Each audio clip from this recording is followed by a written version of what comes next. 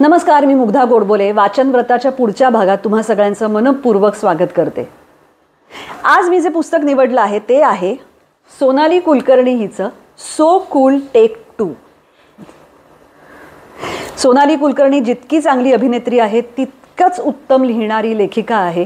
So कूलचा पहिला भाग म्हणजे टेक 1 असं आपण त्याला म्हणूया, 2010 साली प्रकाशित झाला होता.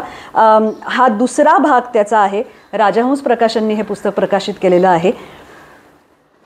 अनेकदा अनेक ठिकाणी लिहिलेले छोटे छोटे लेख संग्रहित करून हे पुस्तक करण्यात आलेलं आहे. यातला आज मी एक लेख वाचते आहे. त्याचं नाव आहे रस्ते. स्वप्नातही रस्ते यायला लागलेत. सिनेमात फास्ट एडिट करून मोन्ताज दाखवतात तसे वेगवेगळे कुठलेही. सगळ्यात आधी मनपटलावर उमटला तो उत्तर प्रदेशातल्या मिर्झापूरमधल्या अनपरा गावातला एक रस्ता. तिथे मी मोहनदास सिनेमाच्या शूटिंगसाठी गेले होते. फार विलोभनीय प्रदेश. डांबरी रस्त्याचं एक माझ्या आवडीचं वळण, साधारण अर्ध्या किलोमीटरचं. रोज त्याच दिशेला जावंसं वाटायचं. पुढे तो रस्ता रूळ ओलांडून कुठे कुठे जायचा, पार कोळशाच्या खाणीपर्यंत. पण माझ्या मनात ठसतं ते वळणच. मला कुठल्याही गोष्टीत आपल्या आयुष्याचं प्रतीक दिसतं, शोधावंसं वाटतं. आपलं आयुष्यही असं रस्त्यांसारखं असतं, लांबच्या लांब. ठराविक टप्प्यांवर कोण कोण भेटतात, आपण नकळत त्यांच्या आयुष्याचा, आठवणीचा भाग बनतो. पुढे आपापली आयुष्य कुठे कुठे जातात. सरळ, तिरकी, नागमोडी. कधी थांबतात, भरकटतात, विभागली जातात, संपन्न होतात. काही झालं तरी कुणाला तरी आपल्या आयुष्याचा तो ठराविक तुकडा मोहक वाटतो. पुण्यात प्रसिद्ध शास्त्रज्ञ डॉक्टर शंकर पुरुषोत्तम आघारकर यांचं नाव असलेल्या परंतु BMCC रोड म्हणून ओळखल्या जाणाऱ्या आघारकर रस्त्याची कायम मस्त ऐट, निमुळता, फार अशी वर्दळ नाही, म्हणजे 10 वर्षांपूर्वीपर्यंत तरी.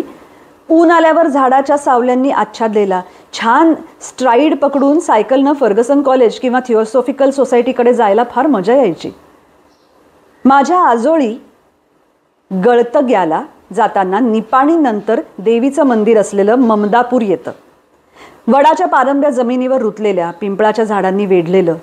ते ओलांडलं की चौमुखी सिंह लावलेले खांब आणि 2 छोटे पूल येतात. दोन्ही बाजूला शेतं, केळीच्या बागा, वेळूची बनं, मोरही दिसायचे लांब. कधी कधी तिथपर्यंत चालत फिरायला यायचो आम्ही. बैलगाडीनं ममदापूरला जायचं म्हणजे तर मौज. त्या रस्त्याला एक हिरवा वास यायचा, गार. कालीपॉंगला माझ्या हॉटेलमधून उजवीकडे वळलं की दणकून चढ लागायचा. मी रोज तिकडे चालायला जायचे. 1.5 किलोमीटर नंतर सपाट रस्ता यायचा.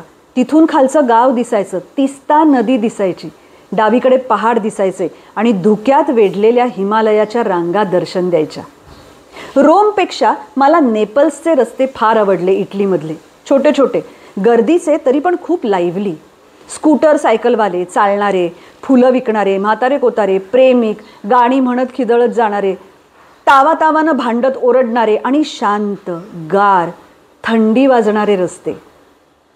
या रस्त्यांवरून वाराही जागा शोधत पळत असतो सारखा. व्हेनिसचे रस्ते पाण्याचे, प्रवाही, कालव्यांचे, सहज वाहणारे. फ्लॉरेन्समधले रस्ते आणि पूल तर काय वर्णावे. शेजारून आंतरराष्ट्रीय कीर्तीचे कलाकार जात येत असतात. घोड्या गाड्या दौडत असतात. आपण विस्मयचकित होऊन चहूकडे पाहत असतो. जगत विख्यात शिल्प निहाळत असतो. कुठून तरी चर्चच्या घंटा ऐकू येत असतात. आणि तुफान गजबजलेल्या रस्त्यातही आपण आतल्या आत शांत, मूक होतो. लंडन तर चालण्याचं शहर, रस्त्यांचं शहर, पार्कांचं शहर. दिल्लीचे रस्तेही मला फार आवडतात. त्यातून त्यांची नावंही नीती मार्ग, अहिंसा मार्ग, पंचशील मार्ग. रोजा सिनेमात एक फार छान शॉट आहे दिल्लीचा. इंडिया गेटमधून कार निघते, मध्येच डुबकी मारल्यासारखी खाली जाते आणि पुन्हा उगवल्यासारखी वर येते. तो रस्ताच तसा आहे. पुण्याहून मंचर मार्गे घोडेगावला जाताना एक छोटा घाट येतो. पौर्णिमेच्या आसपास रात्रीच्या वेळी हा घाट पार करताना इतका सुंदर प्रकाश पाझरलेला असतो सगळीकडे. हैदराबादचे रस्ते खानदानी वाटतात. जुबिली हिल्स आपल्या पाली हिलची आठवण करून देणाऱ्या पण प्रशस्त आणि शाही. चिकोडीच्या जवळ उमराणी गावाला एकच हमरस्ता. हे माझ्या यमू मावशीचं गाव. त्या सडकेवरून गजानन काका आम्हा मुलांना फिरायला न्यायचे. तिथे पहिल्यांदा मला 1 किलोमीटर अंतराचं माप कळलं बरं का. अजून कितीतरी रस्ते डोळ्यांसमोर नाचतायत, मुंबईतले सुद्धा. का बरं? खूप पर्याय आलेत की काय माझ्यासमोर. पण सगळ्या रस्त्यांमध्ये एक सूक्ष्मसा आनंद वाहतोय. म्हणजे पर्याय स्वेच्छेचे आहेत, आनंदाचे, निवड करतानाही सुंदर प्रवासाचं आश्वासन देणारे. सर्व रस्त्यांनो, मला इतक्या चांगल्या स्मृती दिल्याबद्दल चिअर्स.